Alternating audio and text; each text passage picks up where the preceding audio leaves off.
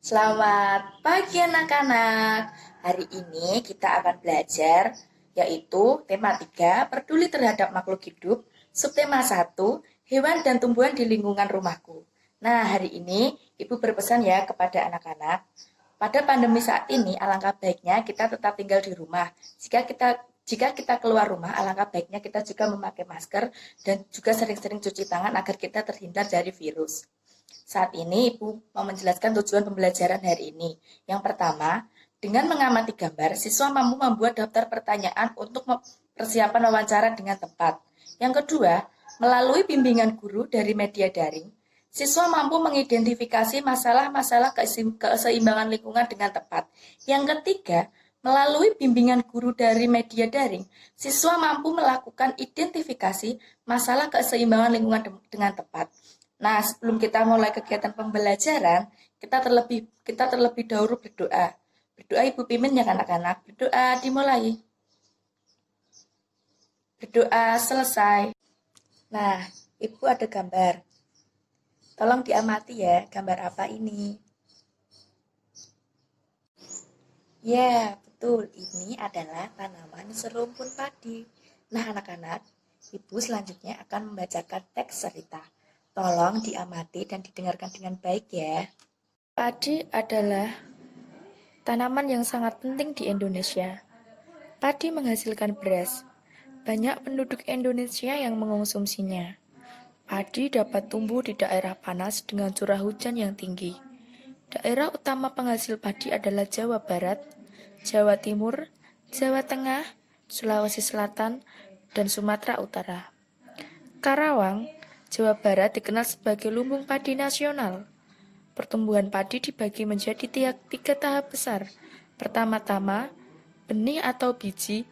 Padi dimasukkan ke dalam karung goni dan direndam 1 malam di dalam air mengalir supaya perkecambahan benih terjadi bersama. Selanjutnya, benih-benih ini ditanam di lahan sementara. Bibit yang telah dipindah tanamkan ke sawah, biji atau benih tadi akan tumbuh, berkecambah hingga muncul ke permukaan.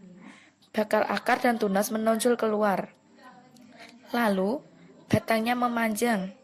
Petani juga mengairi, memberi pestisida dan pupuk pada tanaman ini. Selanjutnya, tanaman padi berbunga hingga gabah matang, berkembang penuh, keras, dan berwarna kuning. Gabah adalah bulir padi yang terbungkus dalam sekam atau kulit padi. Gabah ini nantinya yang akan dijadikan benih lagi.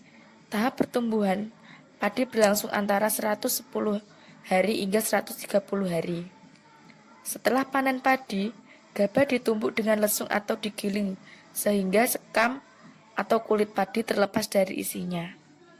Bagian isi inilah yang berwarna putih, kemerahan, ungu, atau bahkan hitam, disebut beras. Ibu sudah membacakan teks cerita mengenai tanaman padi. Sekarang Ibu mau menjelaskan. Padi adalah tanaman yang bijinya dikonsumsi sebagian besar rakyat Indonesia setiap hari. Padi juga adalah makanan pokok rakyat Indonesia. Padi tumbuh di Jawa di dataran rendah anak-anak. Padi adalah sumber daya alam hayati. Padi termasuk tanaman jenis biji-bijian. Padi juga kaya akan karbohidrat, sehingga kita sebagai rakyat Indonesia selalu makan beras yang berasal dari padi. Padi juga memiliki biji tunggal atau bisa disebut dengan monokotil. Biji padi bukan hanya bisa dimakan oleh manusia saja, tetapi unggas juga bisa memakan padi, seperti unggas memakan biji padi. Daun padi dimakan oleh ulat dan juga hama atau wereng. Padi hidup di sawah. Sawah juga menjadi tempat tinggal hewan seperti ular, belut, tikus, piting kecil, katak, dan lain-lain. Kulit padi juga memiliki banyak akan manfaat, seperti halnya bisa dijadikan sampo, untuk prakarya, dan juga untuk bahan bakar. Padi adalah salah satu sumber mata pencarian bagi masyarakat yang tinggal di dataran rendah. Nah, bukan hanya beras saja yang bisa dikonsumsi oleh masyarakat di Indonesia. Indonesia memiliki beragam tumbuhan yang dapat dimanfaatkan sebagai makanan pokok selain beras atau padi. Sagu dan singkong adalah beberapa di antaranya. Beragam tumbuhan tersebut merupakan sumber daya alam hayati yang dimanfaatkan untuk memenuhi kebutuhan manusia. Tumbuh sebagai sumber daya alam tentunya perlu dijaga keberadaannya. Nah, anak-anak, sekarang Ibu mau bertanya kepada anak-anak. Sekarang anak-anak tinggal di daerah pantai, dataran tinggi, atau dataran rendah. Nah, selanjutnya anak-anak, Ibu akan memperlihatkan gambar pantai, dataran tinggi, dan juga dataran rendah. Pantai adalah daerah yang berbatasan langsung dengan laut. Pantai ada yang landai, ada pula yang terjal. Pantai yang landai biasanya digunakan untuk objek wisata. Dataran tinggi adalah permukaan bumi yang ketinggiannya 500 meter di atas permukaan laut. Dataran tinggi biasanya dimanfaatkan untuk peristirahatan, objek wisata, dan usaha perkebunan seperti salah satunya usaha perkebunan teh ya anak-anak. Nah, dataran rendah adalah permukaan bumi yang dapat di ketinggian kurang dari 200 meter di atas permukaan laut. Pada umumnya, dataran rendah berada di sekitar pesisir pantai.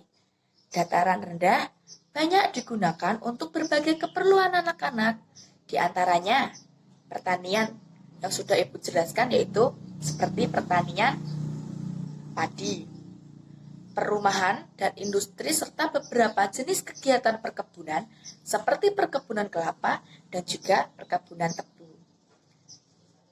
Setelah Ibu menjelaskan tentang 3 kondisi geografis yang ada di Indonesia seperti pantai, dataran tinggi, dataran rendah, apakah ada pertanyaan anak-anak? Ibu akan memberikan tugas jika anak-anak tidak memiliki pertanyaan ya.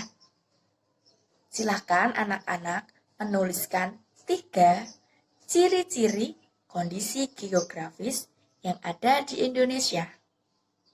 Ibu tadi sudah memberikan tugas, jangan lupa tugasnya nanti dikirim di WA Group ya anak-anak.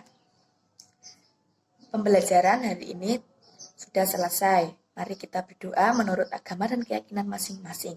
Berdoa dimulai. Berdoa selesai. Ibu berpesan agar kita tetap tinggal di rumah saja ya anak-anak dan selalu memakai masker jika keluar rumah. Semoga kita bisa ketemu jika pandemi ini sudah berangsur membaik. Terima kasih.